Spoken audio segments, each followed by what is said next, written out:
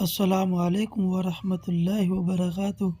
ساتھی استقبال ہے آپ کا ہمارے یوٹیوب چینل دلی مرکز لائیو بیان پر۔ ہم امید کرتے ہیں کہ آپ سب حضرات خیریت سے ہوں گے۔ آج جو بیان ہم آپ کے لیے لے کر آئے ہیں وہ عالم امیر حضرت جی مولانا سعد صاحب کا بیان ہے۔ تو یہ ساتھی ہم اور آپ مل کر سنتے ہیں اس بیان کو۔ حضرت جی کیا فرماتے ہیں اپنے اس بیان کے اندر؟ اللہ تعالیٰ کی نصرت اور مدد کے ضابطے کائنات کی شکلیں نہیں ہیں، بلکہ اللہ تعالیٰ نے انبیاء اور صحابہ کرام کی مدد اور نصرت ظاہر کے خلاف کر کے قیامت تک آنے والے مسلمانوں کو غیبی مدد کے ضابطے بتائے ہیں۔ جو مددیں انبیاء علیہ السلام کے ساتھ ہوئی اور جو مددیں صحابہ کے ساتھ ہوئی، اس سے کوئی ایک زمانہ بتلانا مقصود نہیں تھا، بلکہ قیامت تک آنے والی امت کو مدد کے ضابطے اور مدد کے راستے بتلانا مقصود تھا کہ اگر تم نے یہ کیا تو اللہ رب العزت قیامت تک تمہارے ساتھ اس سے بھی زیادہ نصرت و مدد کریں گے جتنی مدد نبیوں کی ہے یا جتنی مدد صحابہ کی ہے۔ میں نے عرض کیا کہ کوئی کام اللہ کی مدد کے بغیر ہوگا نہیں۔ اللہ تعالیٰ کی غیبی نصرتیں دو چیزوں کے ساتھ ہیں۔ اللہ کی غیبی نصرتیں دو چیزوں کے ساتھ ہیں۔ اللہ کی غیبی نصرتیں دو چیزوں کے ساتھ ہیں، ایک انفرادی دعوت اور دوسرے آپس کی اجتماعیت۔ ایک اور دوسرے آپس کی اجتماعیت۔ کام کرنے والوں کی اپنی کمزوریاں، کام کرنے والوں کی اعمال میں غفلت، اللہ تعالیٰ اس سب سے درگزر کر دیں گے، لیکن اس سے مدد رکے گی نہیں۔ اگر مدد رکے گی تو وہ آپس کی اجتماعیت کے نہ ہونے سے اور انفرادی دعوت میں کمی کرنے سے اسے اللہ کی غیبی مدد رک جائے گی۔ میں نے عرض کیا کہ دو سبب ہیں بنیادی اللہ تعالیٰ کی غیبی مددوں کے نازل ہونے کے، ایک انفرادی دعوت اور دوسرے آپس کی اجتماعیت۔ سب سے پہلے اس بات پر غور کرنا چاہیے کہ انفرادی دعوت کے ساتھ اللہ تعالیٰ کی کیا غیبی مددیں نازل ہوئی ہیں۔ اس لیے کہ اللہ تعالیٰ نے قرآن میں خود فرمایا الذی یراک حین تقوم، کہ اللہ وہ ذات ہیں جو آپ کو اس وقت خاص توجہ فرماتے ہیں آپ کی طرف جس وقت آپ لوگوں کو دعوت دیتے ہیں۔ حین تقوم، آپ لوگوں میں بیان فرماتے ہیں، آپ لوگوں میں دعوت دیتے ہیں، اس وقت اللہ تعالیٰ آپ کو خاص، اللہ تعالیٰ توجہ خاص سے آپ کو دیکھتے ہیں۔ یہ تو اللہ تعالیٰ ہر آن، ہر گھڑی، ہر لمحہ ہر ایک کو دیکھ رہے ہیں، لیکن انفرادی دعوت یہ سب سے زیادہ اللہ تعالیٰ کی غیبی مددوں کے نزول کا سبب ہے۔ انفرادی دعوت یہ سب سے زیادہ اللہ تعالیٰ کی غیبی مددوں کے نزول کا سبب ہے۔ وجہ اس کی یہ ہے، میں آپ کو بتاؤں کہ انفرادی دعوت میں ہر شخص کو اپنے مقام، اپنی حیثیت، اپنے درجے سے نیچے اترنا پڑتا ہے۔ اور یاد رکھیں ہماری بات کہ نبوت کی لائن کی جو اصل اذیتیں ہیں، نبوت کی لائن کی جو اصل اذیتیں ہیں، وہ اذیتیں انفرادی دعوت میں ہیں، نبوت کی لائن کی جو اصل اذیتیں ہیں وہ انفرادی دعوت میں ہیں۔ اس لیے کہ اجتماعات میں، کام کے ماحول میں، نصرت کے ماحول میں، جہاں کام کی شکلیں ہیں وہاں تو کام کرنے والوں کا استقبال ہوگا، میری بات توجہ چاہے گی بہت، وہاں کام کرنے والوں کا استقبال ہوگا، اس میں اکرام ہے، اس میں آپ کو طلب کیا جائے گا، اس میں آپ مطلوب ہوں گے، اس میں نمود گرانی کی اذیت نہیں ہے۔ نمود گرانی کی اذیت وہاں ہے جہاں کام کا تعارف نہ ہو، جہاں کوئی آپ کو جانتا نہ ہو، وہاں دعوت دینے میں جو نبوت گرانی کی اذیتیں ہیں وہ اذیتیں استقبال کے زمانے میں نہیں ہیں۔ اس لیے سب سے زیادہ اللہ کی رحمت متوجہ ہوتی ہے انفرادی دعوت دینے سے۔ حضور اکرم صلی اللہ علیہ وسلم کے انفرادی طور پر دعوت دینے پر اللہ تعالیٰ کی کیا مددیں آئی ہیں، اللہ تعالیٰ کی کیا مددیں آئی ہیں، انہیں جاننا چاہیے، کیونکہ اللہ تعالیٰ کی مدد کے آنے کے لیے ذمہ داری کا ادا ہونا شرط ہے۔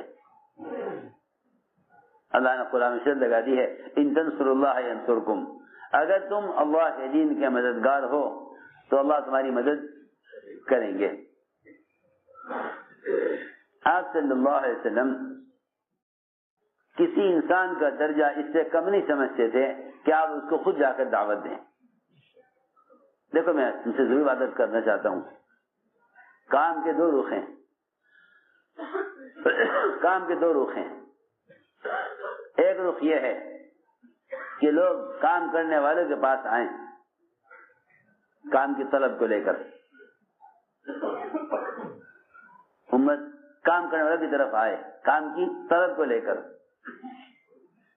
اور یہ یوں سمجھیں کہ بھئی ہم عمومی کام کی سطح سے تو گزر چکے ہیں، اب تو ہمارے ذمے آنے والوں کی طلب کا پورا کرنا ہے۔ دیکھو میں کچھ ضروری بات عرض کرنا چاہتا ہوں، ہمارے ذمے آنے والوں کی طلب کا پورا کرنا ہے۔ اب تو ہم انہی کام سے گزر چکے ہیں، اب تو ہمارے ذمے آنے والوں کی طلب کا پورا کرنا ہے۔ بس یہ خیال گشت کو، انفرادی ملاقاتوں کو اور بے غرض بندوں میں جا کر انہیں تیار کرنے کو ان سارے کاموں کو نظر میں ہلکا کر دے گا، ان کاموں کو نظر میں ہلکا کر دے گا،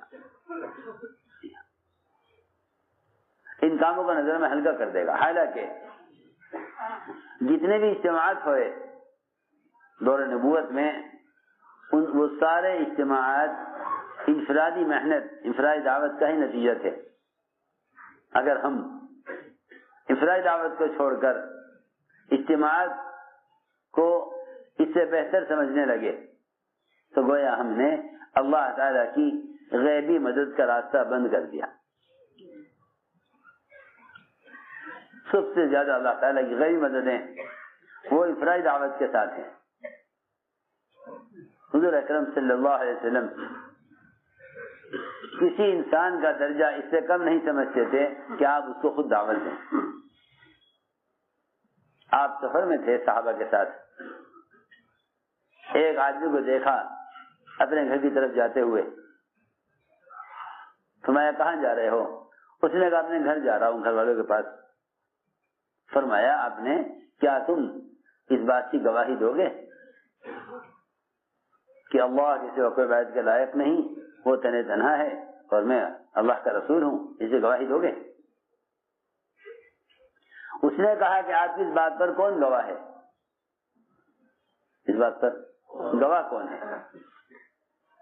آپ نے صحابہ کو پیش نہیں کیا گواہی کے لیے، بلکہ ایک روایت میں تو یہ ہے کہ آپ نے فرمایا کہ اس کھجور کے درخت کے اوپر جو کھجور کا گچھا یا خوشہ لٹکا ہوا ہے، یہ کھجور کا گچھا یا کھجور کا خوشہ یہ گواہی دے گا کہ اللہ ایک ہے، ہمیں اللہ کا رسول۔ چنانچہ وہ خوشہ اترا درخت سے اور اتر کر چل کر آپ کی خدمت میں حاضر ہوا اور آپ کے سامنے آ کر ٹھہرا۔ آپ نے اس دیہاتی کے سامنے 3 مرتبہ اس کھجور کے خوشے سے گواہی لی، اس نے 3 مرتبہ گواہی دی کہ بے شک اللہ ایک ہے اور آپ اللہ کے رسول ہیں۔ میں نے عرض کیا دیہاتی نے اس بات کو دیکھ کر اسلام قبول کیا۔ انفرادی دعوت ہمیں اس کا اندازہ نہیں ہے کہ اس پر اللہ تعالی کی طرف سے غیبی مدد کن شکلوں میں آتی ہیں۔ ایک روایت میں ہے کہ آپ نے دیہاتی کو دعوت دی، اس نے کون گواہ ہے؟ آپ نے فرمایا اس درخت کے، اس وادی کے کنارے پہ جو درخت کھڑا ہے یہ درخت گواہی دے گا کہ میں اللہ کا رسول ہوں۔ وہاں سے وہ درخت زمین پھاڑتا ہوا آیا اور آپ کے سامنے آ کر کھڑا ہو گیا۔ 3 مرتبہ آپ نے اس سے گواہی لی، 3 مرتبہ اس نے گواہی دی کہ بے شک آپ اللہ کے رسول ہیں۔ غیبی مددیں اسے کہتے ہیں کہ غیر اسلام کو قبول کرنے پر مجبور ہو جائیں، اور اگر ہدایت ان کے مقدر میں نہیں ہے تو وہ اسلام اور مسلمانوں کے راستے سے ہٹ جائیں۔ ہماری بات بہت توجہ چاہتی ہے۔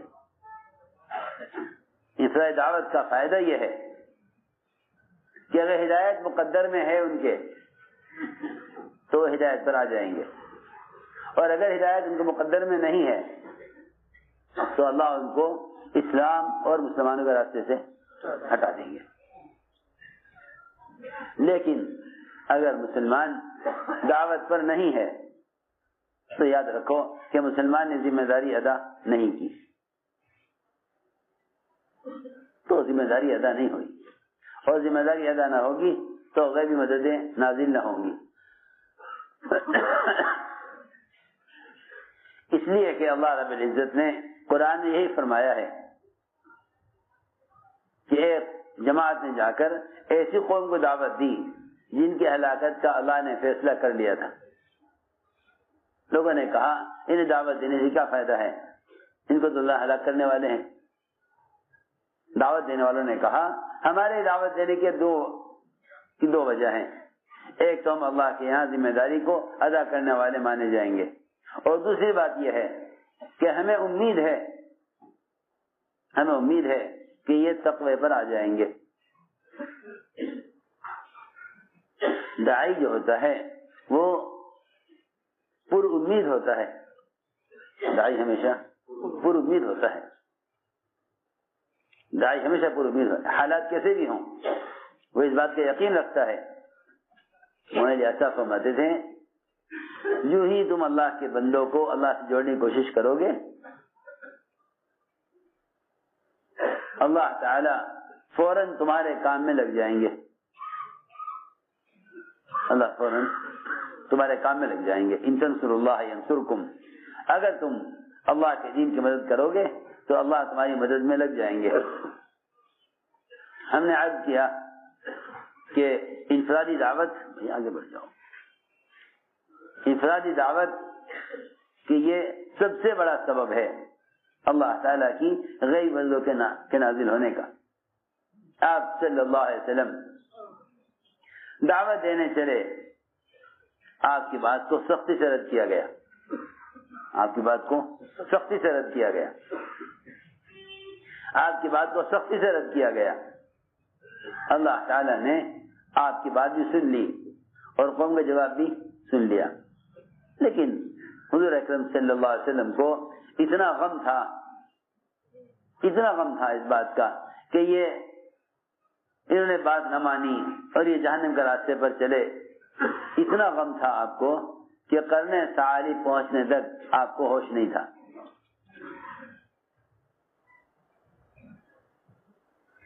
غم کی وجہ سے قرن سعالی پر پہنچے تو اچانک ایک آواز آپ نے سنی آسمان سے۔ آپ اس آواز سے متوجہ ہوئے یہ کیسا شور ہے، کیسا دھماکہ ہے۔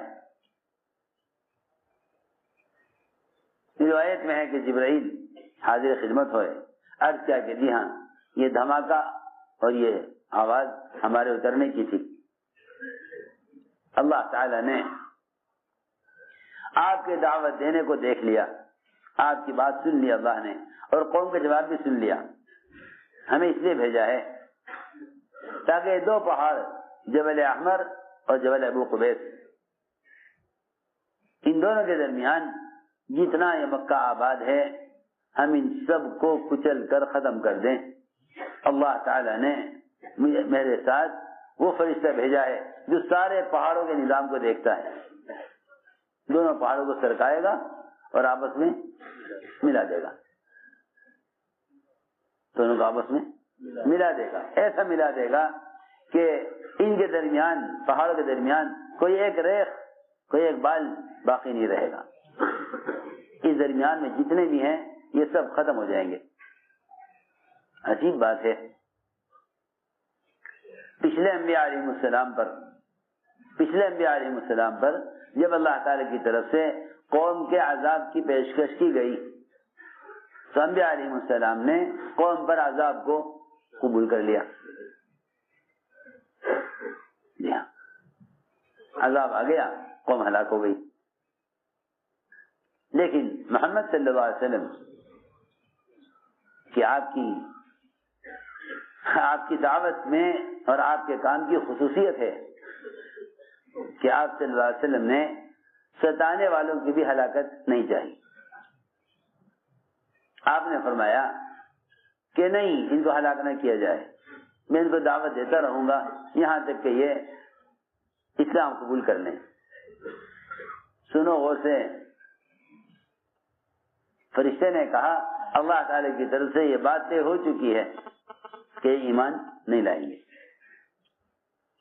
ایمان نہیں لائیں گے، یہ بات مقدر ہو چکی ہے، یہ ایمان نہیں لائیں گے۔ ایک تو یہ بات طے ہو کہ ایمان نہیں لائیں گے، اور دوسری بات یہ ہے کہ آپ کے کام میں رکاوٹ بنے ہوئے ہیں۔ تو آپ نے یہ بھی نہیں کہا کہ ان کو ہٹاؤ راستے سے تاکہ میرا کام چلے، آپ نے فرمایا کہ ان ستانے والوں کو باقی رکھا جائے، ستانے والوں کو باقی رکھا جائے، انہیں ہلاک کر دیا گیا تو جو ان کی پیٹھ میں اولادیں چھپی ہوئی ہیں، جو آئندہ نسل پیدا ہونی ہے وہ بھی ہلاک ہو جائے گی۔ اگر اللہ کی طرف سے ان کے لیے ہدایت مقدر نہیں ہے تو میں ان کی اولاد کو دعوت دوں گا۔ اللہ اکبر، میں نے تو اسی دعوت کرنا تھا کہ حضور اکرم صلی اللہ علیہ وسلم کے محنت کا دائرہ کتنا وسیع ہے، آپ کی محنت کا دائرہ کتنا وسیع ہے۔ ستانے والوں کی وہ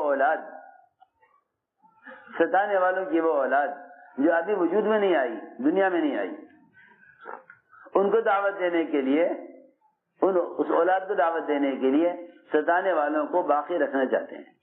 سنو تو صحیح، ایسی اولاد جو بھی وجود میں پیدا نہیں ہوئی، ان کو دعوت دینے کے لیے ستانے والوں کو باقی رکھنا چاہتے ہیں کہ نہ ان کو ہلاک نہ کیا جائے، ان کو ہلاک نہ کیا جائے، ان کو باقی رکھا جائے تاکہ میں ان کی نسل کو دعوت دوں۔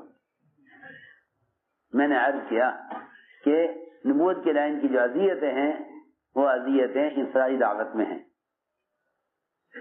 اور انہی اذیتوں میں غیبی مددیں چھپی ہوئی ہیں۔ کتنی بڑی مدد کہ دو پہاڑ ملا کے انہیں ختم کر دیا جائے، تم انہیں ختم کر دو گے تو یہی تو میری محنت کا میدان ہے، یہی تو محنت کا میدان ہے۔ ہم نے ایک بات عرض کی ہے کہ اللہ تعالیٰ کی غیبی مددیں انفرادی دعوت کے ساتھ ہیں۔ داعی جب قدم اٹھاتا ہے کسی کو دعوت دینے کے ارادے سے تو اللہ تعالیٰ کی طرف سے دو چیزیں آتی ہیں، ایک تو داعی کی حفاظت اور دوسرے مدعو کی ہدایت۔ داعی کی حفاظت، مدعو کی ہدایت، یہ بہت اہم بات ہے۔ دو چیزیں ہوتی ہیں دعوت میں، اللہ کا وعدہ ہے، داعی کی حفاظت اور مدعو کے لیے ہدایت۔ حضور اکرم صلی اللہ علیہ وسلم کا سفر ہجرت جو انتہائی خطرناک اور انتہائی سخت حالات میں، اور ہر طرح مشرکین اور کفار دوڑے ہوئے تھے آپ کو پکڑنے کے لیے، ان حالات میں بھی آپ نے سفر کے لیے مدینہ منورہ کی طرف جانے کے لیے، حالانکہ یہ سفر آپ کا پناہ لینے کے لیے اور کفار و مشرکین کے درمیان سے چھپ کر نکلنے کا موقع تھا، بڑے خطرے کا سفر تھا، چھپ کر آپ نکلے، آپ کا پیچھا کیا گیا، آپ کا پیچھا کیا گیا، مشورہ کیا کدھر سے جائیں؟ صحابہ نے عرض کیا یہ ایک راستہ ہے، لیکن اس راستے میں 2 خطرناک ڈاکو رہتے ہیں، اس میں 2 خطرناک ڈاکو رہتے ہیں۔ جی ہاں، صحابہ نے عرض کیا راستہ تو ہے یہ، لیکن راستے میں خطرناک ڈاکو رہتے ہیں۔ آپ نے فرمایا کہ ہمیں ڈاکوؤں کے راستے سے ہی جانا ہے۔ کیوں؟ خطرے پر خطرہ، کون مول لے گا؟ آپ کسی راہ چلتے آدمی سے کہہ دیں کہ آگے ڈکیتی ہو رہی ہے، ڈاکو راستے میں ہیں، اور ہم کو صحیح خبر دے رہے ہیں، تو کیا آپ اس راستے پہ جانا پسند کریں گے؟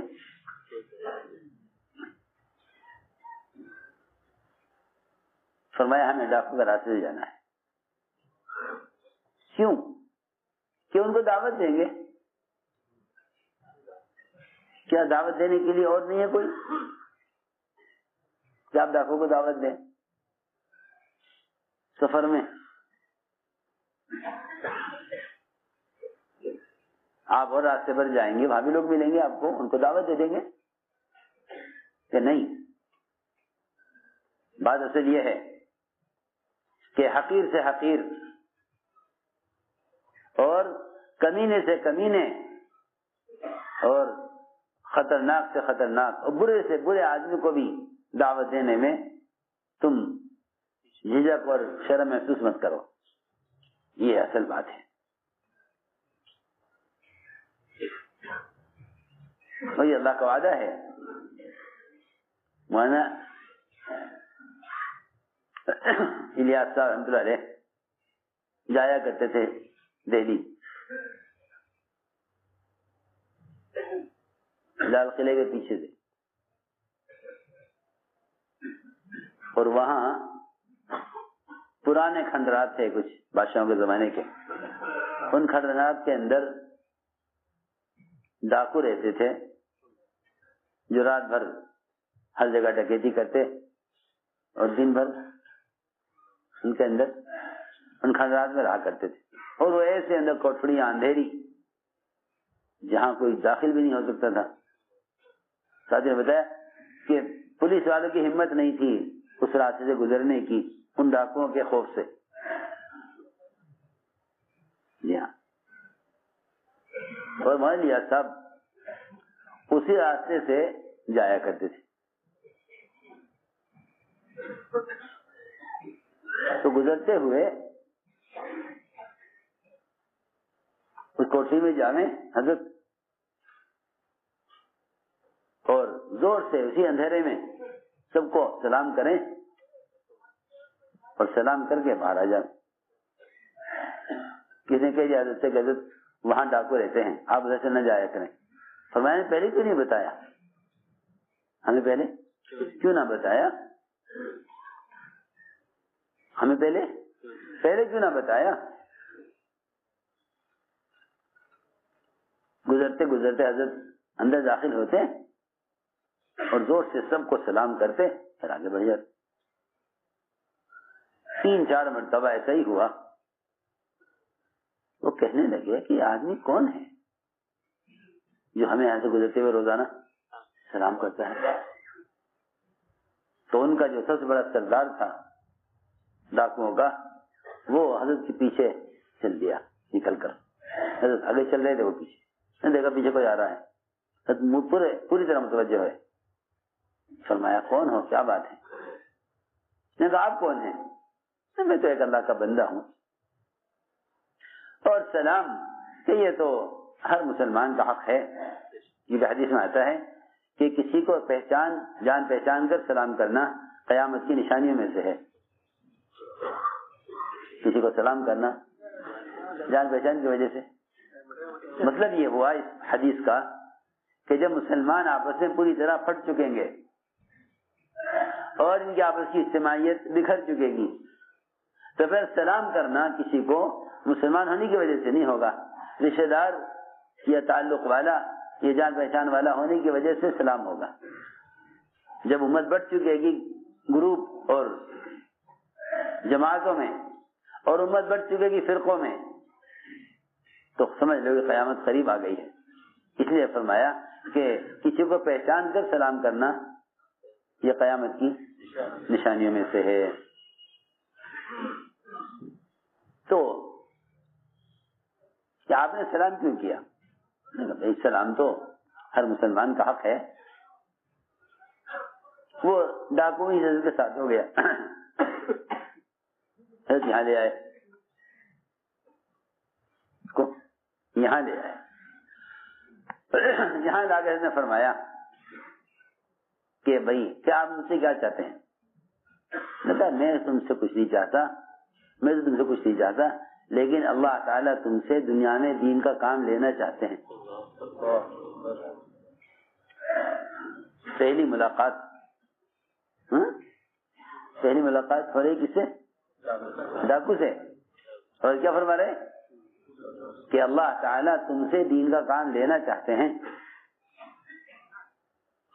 کیونکہ ہمارا تصور تو یہ ہے نا کہ بھائی کوئی عالم دیندار متقی اللہ والا ہو تو اللہ اس سے دین کا کام لیں گے.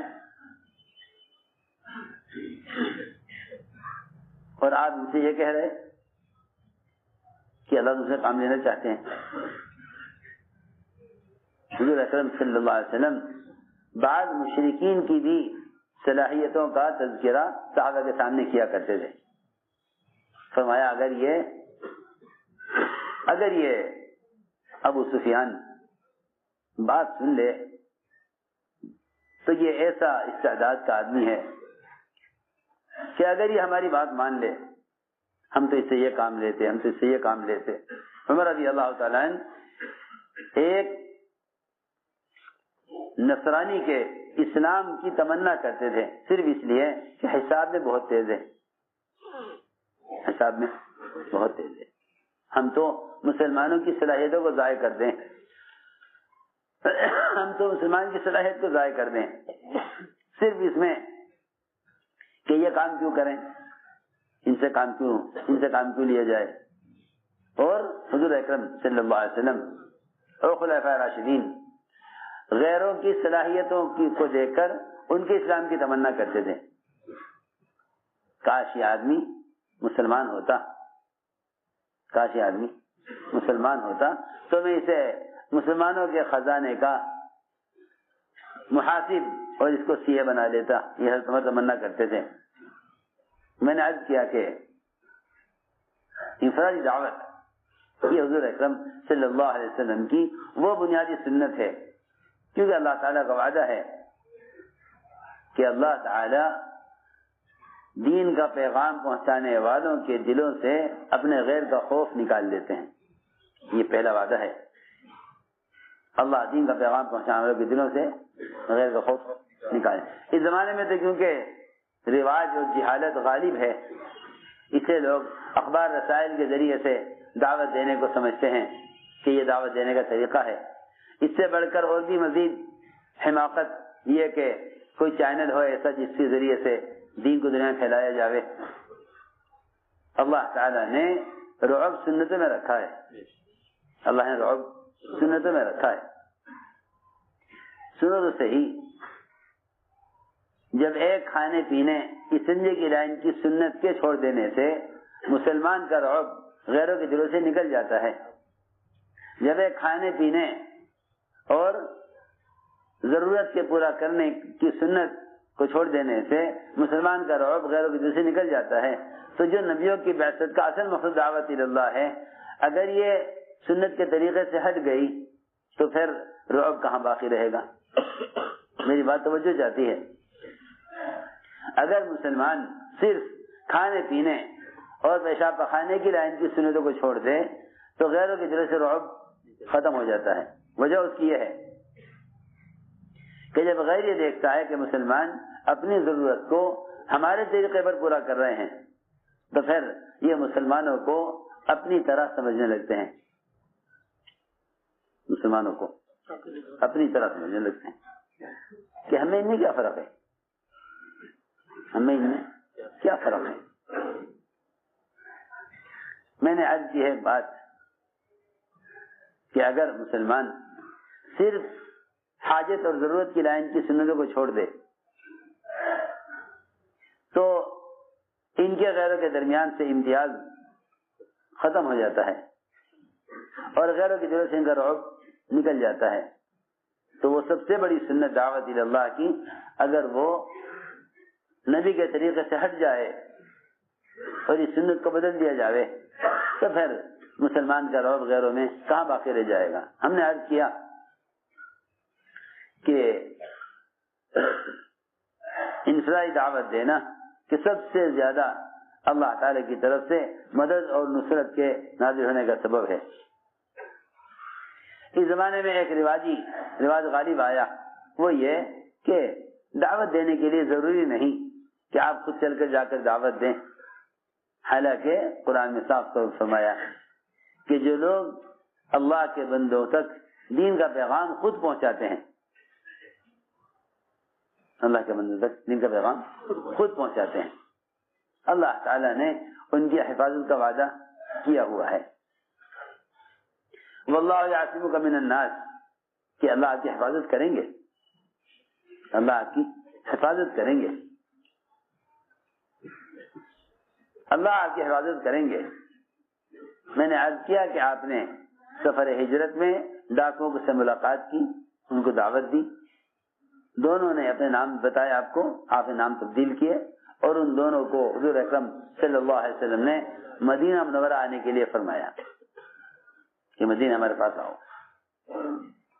یہ بھی ایک سنت ہے کہ تم جس کو بھی سفر میں دعوت دو اس کو مرکزی مقام کی طرف آنے کی دعوت دو۔ یہ بہت اہم بات ہے، اس لیے کہ مسلمانوں کی آپس کی اجتماعیت جبھی رہ سکتی ہے جب نئے سے نئے آدمی کو دعوت دے کر ماحول کی طرف لایا جائے۔ ہم نے عرض کیا کہ حضور اکرم صلی اللہ علیہ وسلم نے ان ڈاکوؤں کو دعوت دی، دونوں اسلام میں داخل ہوئے، کیونکہ اللہ تعالیٰ کا یہ وعدہ ہے، اللہ کا وعدہ ہے یہ ان تنصروا اللہ ینصرکم، کہ اگر تم لوگوں کو دعوت دے کر اسلام کی طرف، فرائض کی طرف لاؤ گے تو اللہ تعالیٰ تمہاری مدد ضرور کریں گے اور تمہارے قدموں کو دین پر جما دیں گے۔ ہم نے ایک بات عرض کی تھی کہ اللہ تعالیٰ کی غیبی مدد انفرادی دعوت کے ساتھ ہے۔ یہی وجہ تھی کہ حضور اکرم صلی اللہ علیہ وسلم جس طرح خود کسی انسان کا درجہ اس سے کم نہیں سمجھتے تھے کہ آپ اس کو دعوت دیں، آپ نے صحابہ کو بھی اسی بنیاد پر اٹھایا۔ بڑے بڑے بادشاہوں سے جا کر صحابہ ایسے بات کرتے تھے جیسے کسی غلام سے کی جاتی ہے، جیسے کسی غلام سے کی جاتی ہے۔ ربیع بن عامر بادشاہ کو دعوت دینے گئے، بادشاہ نے آدمیوں نے کہا کہ آپ کو بھی سواری چھوڑنی پڑے گی یہاں باہر، بادشاہ کے شہر میں آپ اپنی سواری سے نہیں جا سکتے۔ نے کہا کہ نہیں، ہماری شرط یہ ہے کہ ہم اپنی سواری پر ہی جا کر بات کریں گے۔ بادشاہ سے کہا گیا کہ جی وہ تو نہیں مانتے۔ بادشاہ نے کہا آنے دو۔ اب دیکھیے نا، اصل میں بات یہ ہے کہ جب مسلمان دین کو قائم کرنے کی اور دین کی نصرت پر تھا، اللہ تعالی نے اس کی زبان کے الفاظ میں ایک تاثیر رکھی ہوئی تھی، اور پکی بات ہے یہ، خدا کی قسم، وہ تو اصل میں صرف دعوت دینے کی وجہ سے فرشتے صحابہ کی زبان پر بولا کرتے تھے، صرف دعوت دینے کی وجہ سے فرشتے صحابہ کی زبان پر بولا کرتے تھے۔ اس زبان مسلمان کہتا ہے ہم کیا کر سکتے ہیں؟ فرشتے صحابہ کی زبان پر بولا کرتے تھے. بادشاہ نے کہا آنے دو. وہاں پہنچے, قلعے تک پہنچ گئے. بادشاہ نے کہا کہ دیکھیے آپ کو یہاں سے اتر کر جانا پڑے گا بادشاہ کے تخت تک. درمیان میں فرش بچھے ہوئے ہیں, قالین بچھے ہوئے ہیں. کہا کہ نہیں, ہم تو بادشاہ کے تخت تک اپنی سواری پر جائیں گے. بادشاہ نے کہا یہ تو کوئی عجیب آدمی ہے, کہتا ہے کہ ہم تو تخت تک اپنی سواری پر جائیں گے. بادشاہ نے کہا آنے دو. اندر داخل ہوئے تو وہ اتنا نرم قالین کہ اس پر ٹٹو نہ چلے. نیزہ نکالا, سارا قالین کو پھاڑا, زمین صاف کی. بادشاہ بھی دیکھ رہا, سارے بادشاہ کے وزراء, ساری فوج سب دیکھ رہے, کسی کے مجال نہیں کوئی آگے بڑھ کر روک دے یہ کیا کر رہے. بادشاہ بھی دیکھ رہا. اتنا روب. پہنچ گئے بادشاہ کے تخت تک. وہاں اترے ٹٹو سے تو بھاگنے لگا ادھر ادھر. وہاں کوئی کھوٹا نہیں جس سے باندھ دے. سونے کے بنے ہوئے تکیے, سونے کے تاروں سے بنے ہوئے گاؤں تکیے رکھے ہوئے تھے, بڑے بڑے جو سونے کے تاروں سے بنے گئے تھے. اس تکیے کے اندر نیزہ مارا جس سے آر پار سوراخ ہو گیا تکیے میں, اور اس میں اپنے ٹٹو کی رسی کو پرو کر وہاں باندھ دیا تاکہ ٹٹو بھاگے نہیں. دیکھ رہا بادشاہ دیکھ رہا.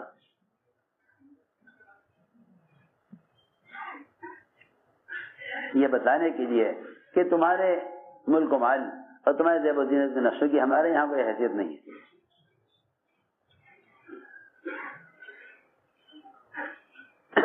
بادشاہ نے کہا کہو کیا بات ہے. نے کہا ایسی تھوڑی بات ہوگی, آپ تخت سے بیٹھے میں نیچے کھڑا, اور اگر میں آپ کے پاس بیٹھ جاؤں تو اس سے میری عزت میں کوئی زیادتی نہیں ہوگی, اور آپ کی اس میں کوئی ذلت نہیں ہوگی کہ میں آپ کے ساتھ بیٹھ کے بات کروں. بادشاہ نے کہا اسے تخت کے اوپر لے آؤ. تو بیٹھ گئے. وہاں بیٹھ کر یہ کہا کہ دیکھو یہ تو تم یہ دین قبول کر لو, ورنہ تمہارا ملک اور تمہارا تخت اور تمہارے تخت کے نیچے کی زمین اس سب پر ہم قبضہ کر چکے ہیں. اس سب پر ہم قبضہ. آج سے بیچارہ مسلمان یوں کہے کہ میرا گھر, میرا وطن, میری زمین, اور وہ جا کے بادشاہ سے کہہ رہے کہ یہ تو آپ یہ دین قبول کر لیں ورنہ آپ کی زمین پر ہم قبضہ کر چکے ہیں. بادشاہ نے کہا وزیروں سے ارے دیکھو تو صحیح اس کی بات میں کتنی قوت ہے, اور کہا وزیروں سے کہ سن لو کہ یہ ہمارے تخت کے نیچے کی زمین کو لے چکا ہے. بادشاہ نے کہا ارے, وزراء نے کہا بادشاہ سلامت, اس پاگل کی باتوں میں آ گئے آپ. بادشاہ نے کہا پاگل تم سب ہو, دیکھتے نہیں اس کی بات میں کتنی قوت ہے. اس کی بات میں کتنی قوت اس کی بات میں ہے. میرے دوستو عزیزو, کام کرنے والوں کے درمیان سے حضور اکرم صلی اللہ علیہ وسلم اور آپ کے صحابہ کی غیبی تعداد کے قصے ختم ہو گئے. جی ہاں, مسلمان مرعوب ہے, حالانکہ مسلمان مرعوب کبھی نہیں ہوا, سارا باطل مرعوب تھا مسلمان سے. ہرمزان مشری کا کہنا یہ ہے کہ اے مسلمانوں, جب تک تم ہمارے جیسے تھے ہم تم پر غالب تھے, تمہیں قتل کرتے تھے, تمہارے مال لوٹتے تھے, تمہیں غلام بنا کر, خادم بنا کر, اور تمہیں دبا کر رکھتے تھے ہم. لیکن جب سے تم نے اپنا دین بدلا, جب سے تم اسلام پر آئے, اس وقت سے تم ہم پر غالب آ گئے ہو. میں نے عرض کیا کہ یہ تھی بات کہ اللہ رب العزت سب سے زیادہ مدد اس سے کرتے ہیں کہ صحابہ کی زبان پر فرشتے بولتے تھے, صحابہ کی زبان پر فرشتے بولتے تھے.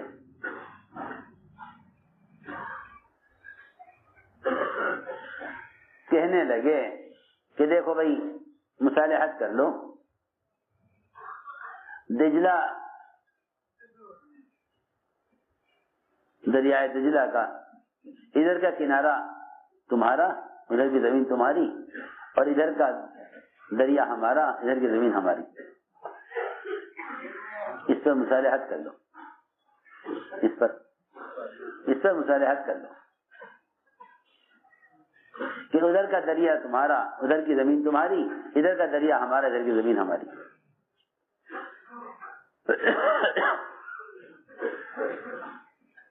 ایک بہت ہی کمزور صحابی، بہت ہی کمزور صحابی، انہوں نے ایک مشرک سے یہ کہہ دیا کہ ہم تو اپنے یہاں کے جنگل کے پھل کو تمہارے یہاں کے جنگل کے درخت پر جو شہد لگا ہوا ہے اس کے ساتھ ملا کر کھائیں گے. اپنے یہاں کی زمین ہماری، جو اس کا آخری درخت ہے، ہماری زمین کی حد کا آخری درخت، وہاں کا پھل تمہاری زمین پر جو آخری درخت ہے اس پر جو شہد کا چھتا لگا ہوا ہے ہم اس سے لگا کر کھائیں. یہ بات ایک صحابی نے ایک مشرک سے کہی.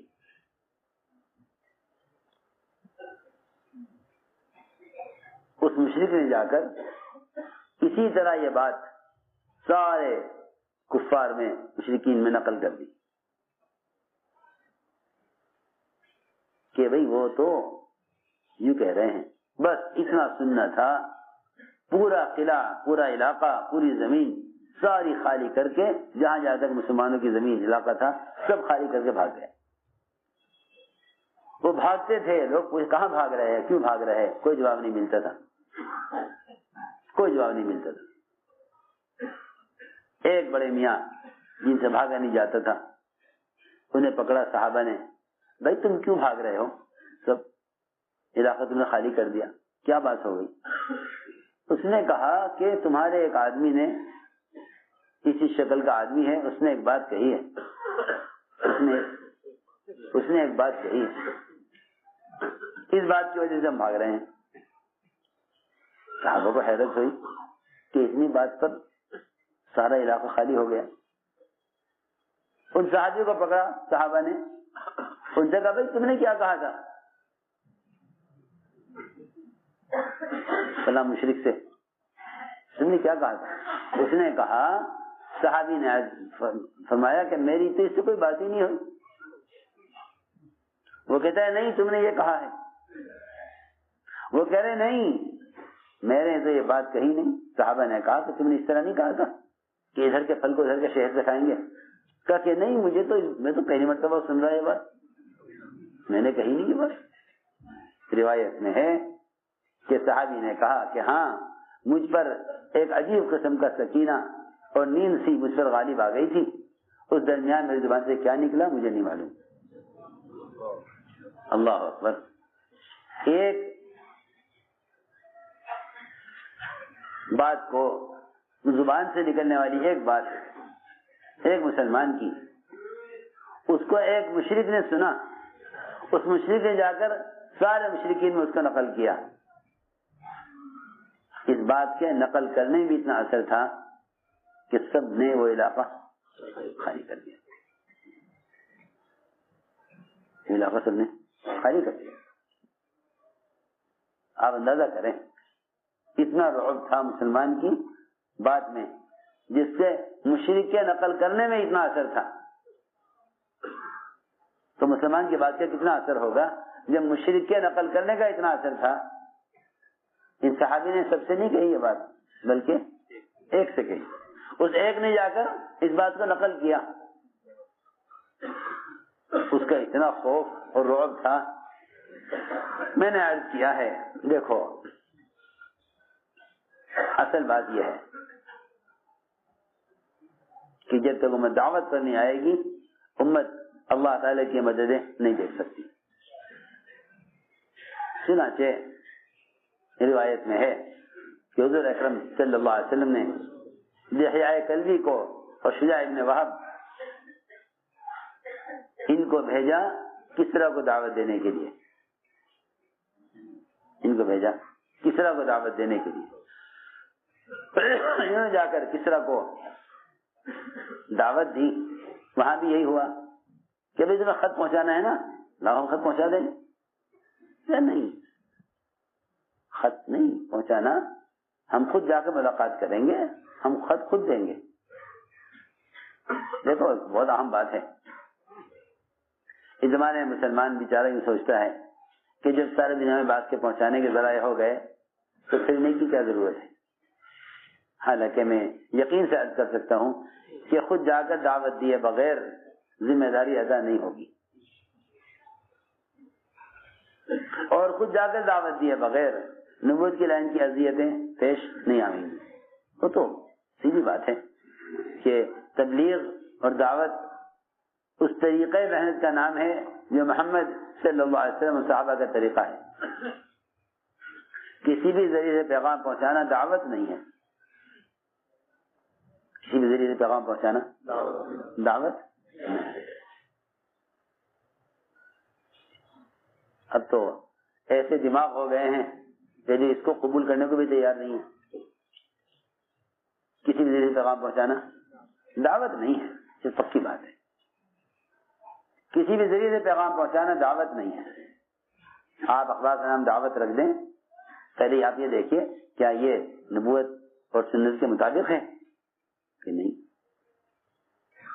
خطوط ہیں وہ بھی چند بادشاہوں کے نام ہیں بس آپ کے، ورنہ آپ نے عام آدمیوں کو دعوت دینے کے لیے خطوط نہیں بھیجے. چند بادشاہوں کے نام خطوط ملتے ہیں. چنانچہ آپ نے ان دونوں کو بھیجا کسرا کو دعوت دینے کے لیے. کسرا نے خط کو پھاڑ دیا. کسرا نے خط کو پھاڑ دیا. بھائی آپ خط کو قبول کریں یا پھاڑیں، آپ خط کو قبول کریں یا پھاڑیں، ہم نے تو اپنا کام پورا کر لیا ہے. سنو، نہ کسی فوجداری کی ضرورت، نہ کسی ہتھیار کی ضرورت.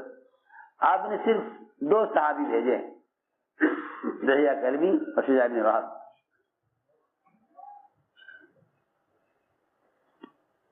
اس نے خط کو پھاڑ دیا. خط پھاڑ کر کہا یمن کے گورنر سے کہ جس نے ہمیں دعوت دی ہے اسلام کی طرف، اس کو گرفتار کیا جائے. کون لوگ ہیں کہ جی یہ تو یثرب کے بڑے کمزور، فاقہ زدہ، محتاج، غریب، برے حال کے لوگ ہیں، ان کے لیے کوئی فوج ووج بھیجنے کی ضرورت نہیں ہے، یہ تو بڑے کمزور لوگ ہیں. آپ صرف 2 آدمی بھیج دیجیے، 2 فوجی جو انہیں پکڑ کے لے آئے. نعوذ باللہ.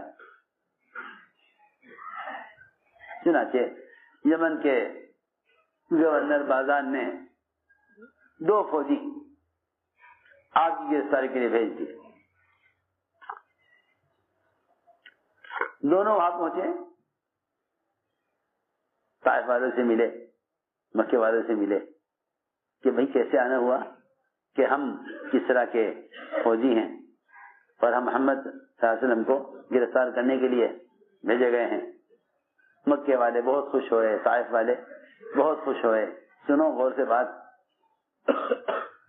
کہ بھائی اب تو بے فکر ہو جاؤ، اب تو سب سے بڑی طاقت، اب تو دنیا کی سب سے بڑی طاقت وہ ان کے کام کے مقابلے میں آ گئی ہے. اب تو ان کی دعوت تبلیغ کو روکنے کی ضرورت نہیں ہے. اب تو کسرا اور قیصر وہ ان کے مقابلے پر آ گئے ہیں. اب تو یہ خود ہی ختم ہو جائیں گے، ہمیں کچھ کرنے کی ضرورت نہیں ہے. یہ دیکھو، جو لوگ خود حق کو نہیں جانتے نا، وہ باطل طاقتوں کو، جو حق کو خود نہیں جانتے وہ سمجھتے ہیں کہ باطل کسی بھی طاقت سے حق ختم ہو جائے گا.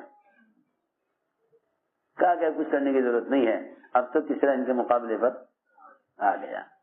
ادھر یہ دونوں فوجی سفر کر کے مدینے پہنچے. آپ کو دیکھتے ہی کانپنے لگے. حالانکہ کانپتا وہ ہے جس کو گرفتار کیا جائے، نعوذ باللہ. اور دونوں آپ کو دیکھ کر کانپنے لگے. فرمایا کیا بات ہے، تسلی رکھو، کیوں ڈر رہے ہو، کیا بات ہے، کیسے آنا ہوا؟ کیا آپ کو گرفتار کرنے کے لیے آئے ہیں؟ کس نے بھیجا؟ کسرا نے، بڑے بادشاہ نے. یمن کے گورنر کو حکم دیا، اس نے ہمیں بھیجا ہے، آپ ہمارے صحابہ سے دیکھو بھائی یہ دونوں آئے ہیں، انہیں رات کو یہاں آرام کراؤ، ان کا اکرام کرو، انہیں یہاں عمل کے ماحول میں رکھو۔ جی ہاں، یہ نہیں کہ مسلمان ہر ایک کو شک کی نظر سے دیکھے، مسلمان ہر ایک کو شک کی نظر سے دیکھے، کون اپنا ہے کون غیر ہے۔ وہاں ہر ایک کے لیے دروازہ کھلا ہوا ہے، ہر ایک کے لیے۔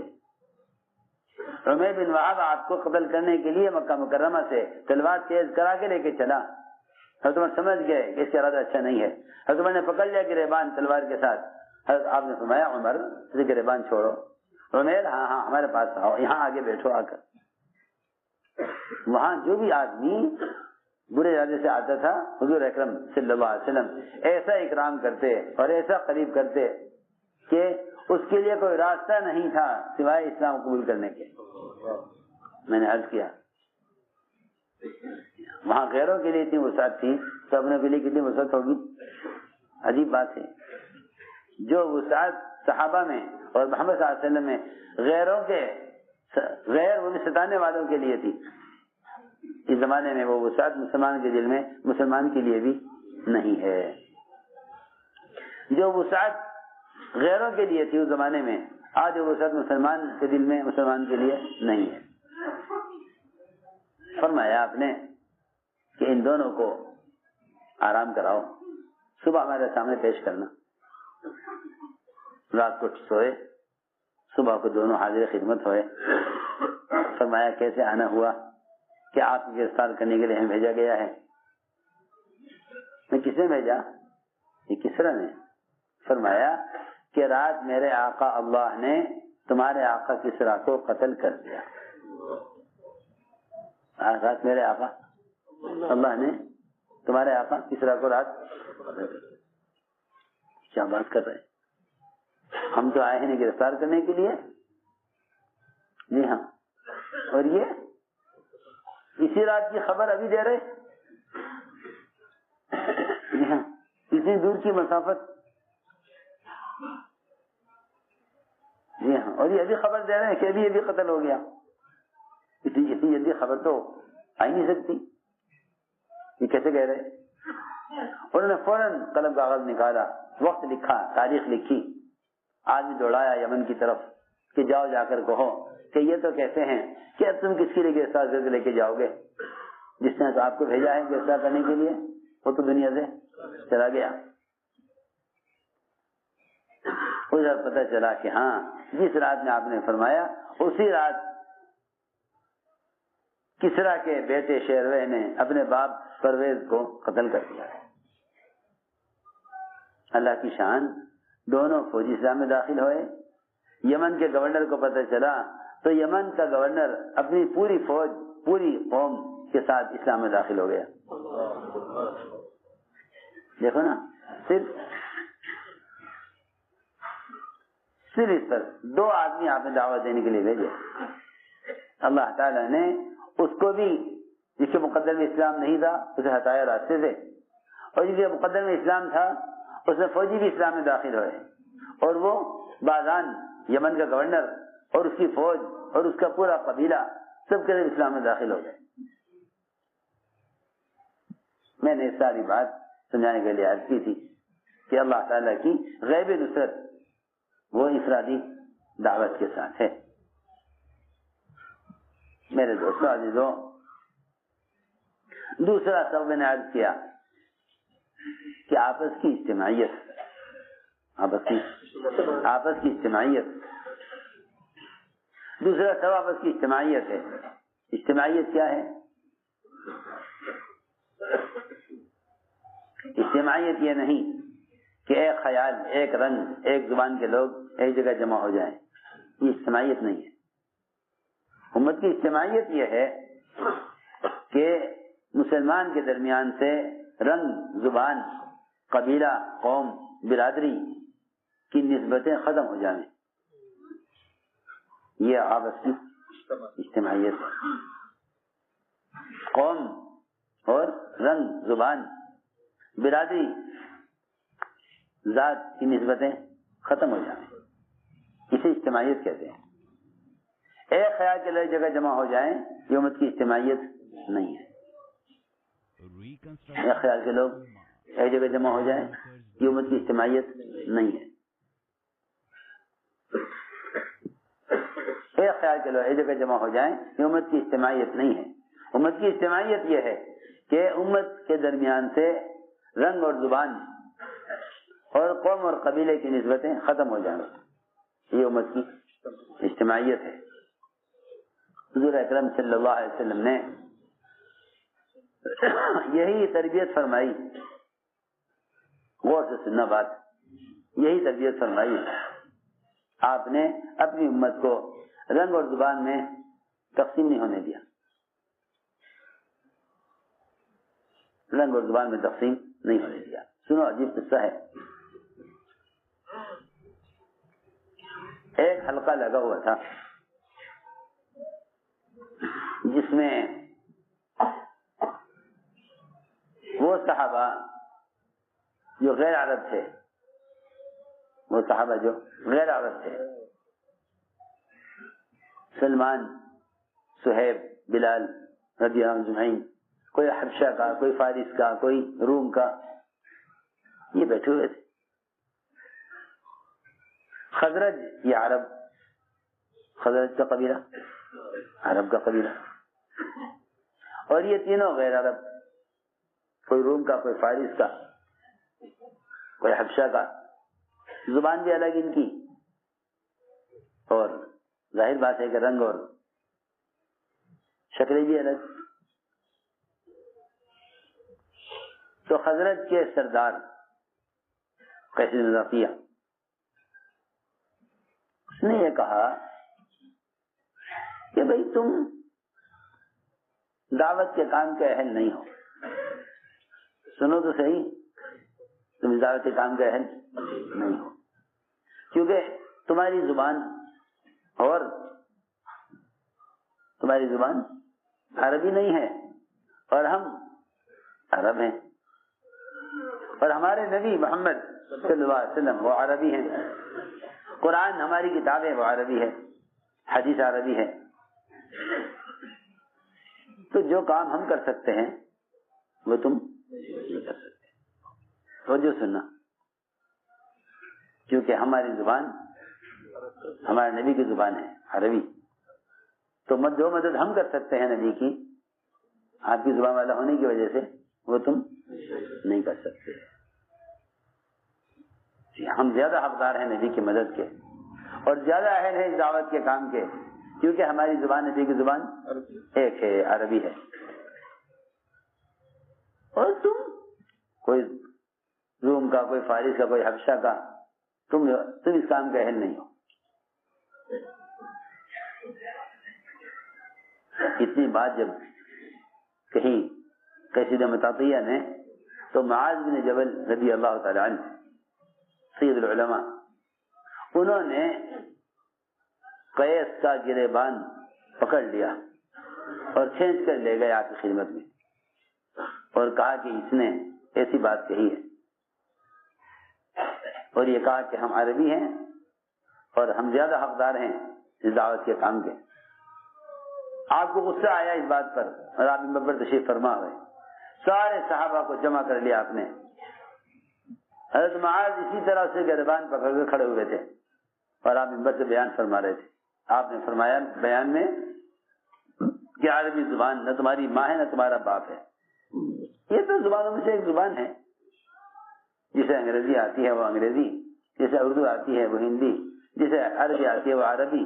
نہ یہ تمہاری ماں ہے نہ تمہارا باپ ہے. تم نے کیوں کہا یہ کہ ہماری زبان عربی ہے, ہم زیادہ حقدار ہیں؟ ہماری جو زبانوں سے ایک زبان ہے عربی. دنیا میں بہت زبانیں ہیں, ایک زبان اس میں سے عربی بھی ہے. زبان پر تم نے فخر کیوں کیا؟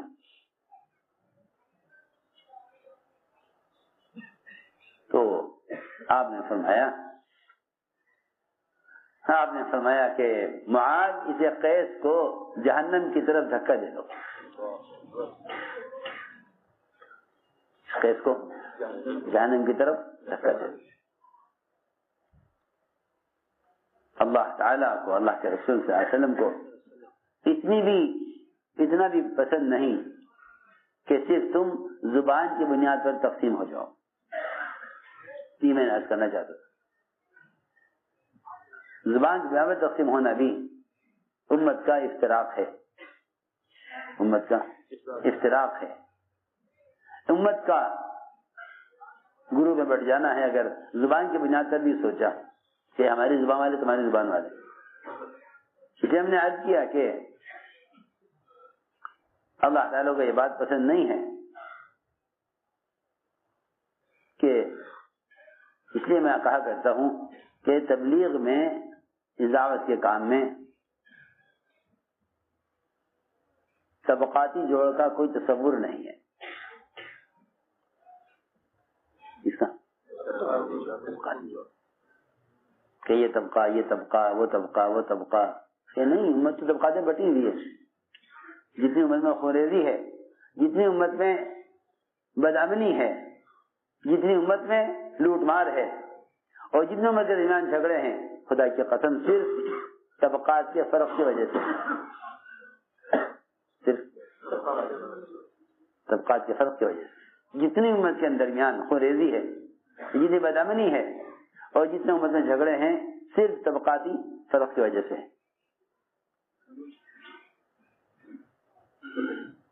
حضور اکرم صلی اللہ علیہ وسلم نے اس طبقاتی فرق کو ختم کیا. بلال رضی اللہ تعالیٰ عنہ کو مؤذن بنایا. ادھر دیکھو, بلال کو مؤذن بنایا. عرب نہیں ہے, گورے نہیں ہیں, کالے ہیں, لیکن مؤذن ہونے کا شرف ان کو ملا. حالانکہ اذان اللہ نے خواب میں کسی اور کو دی. عبداللہ بن زید ابن عبد ربیہ کو اذان ملی خواب میں. فرمایا زید, عبداللہ بن زید سے فرمایا کہ یہ اذان بلال کو سکھلا دو. دو وجہ سے. ایک وجہ تو یہ ہے, دیکھو میں کچھ بری بات کر رہا, یہ نہیں کہ بھئی یہ ہمارے تعلق والے ہیں اور یہ ہمارے تعلق ہے کہ ہیں. جی ہاں, ایسے تو جناب آپ کے ہاں ایک تعلقہ ہوتا ہے اور ایک آپس کا تعلق ہوتا ہے. جی ہاں, تعلق بھی ہے اور یہ ہمارے تعلق ہے کہ بھی ہیں. میں کیا بتاؤں آپ کو, ایک منٹ میں شورا بن رہی تھی. ہم نے کہا بھی دیکھو یہ جو فلاں آدمی ہے نا, یہ نظام الدین بہت اہتمام سے آتے ہیں, ہر سال 4 مہینے پابندی سے لگاتے ہیں, قربانی دیے ہوئے ہیں, ان کو شورا میں لیا جائے. ایک سال میرے کان میں آ کر کہنے لگے کہ یہ ہمارے ملک کے نہیں ہیں, یہ ہمارے ملک کے, ہاں ایک ملک میں سے ہم باہر. میرے کان میں آ کر کہا کہ ان کو شورا میں مت دینا. کیوں نہیں, ہمارے ملک کے نہیں ہیں, رہتے یہاں ہیں لیکن یہ اصل اس ملک کے باشندے نہیں ہیں. میں نے کہا اچھا, بلال کہاں کے تھے؟ پوچھا. جی ہاں, یہ خیال پیدا ہونا کہ آدمی ہمارے ملک کا نہیں ہے تو یہ مشورے میں شورا میں کیسے آ سکتا ہے. تو میں نے عرض کیا کہ یہ بنیاد نہیں ہے کہ ہمارے تعلق ہے کہ نہیں ہے, یا ہمارے تعلق والے نہیں ہیں. آپ نے بلال کو مؤذن بنایا, وجہ کیا ہے؟ وجہ یہ ہے کہ سب سے زیادہ اللہ کی وحدانیت کا بیان کرنے میں حضرت بلال نے اذیتیں برداشت کی ہیں.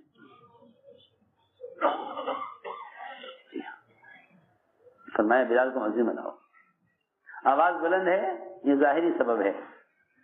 اللہ کی وحدانیت کو زیادہ بیان کرنے والے اور تکلیف سب زیادہ اٹھانے والے ہیں, اس لیے فرمایا کہ بلال کو مؤذن بناؤ. میں نے عرض کیا کہ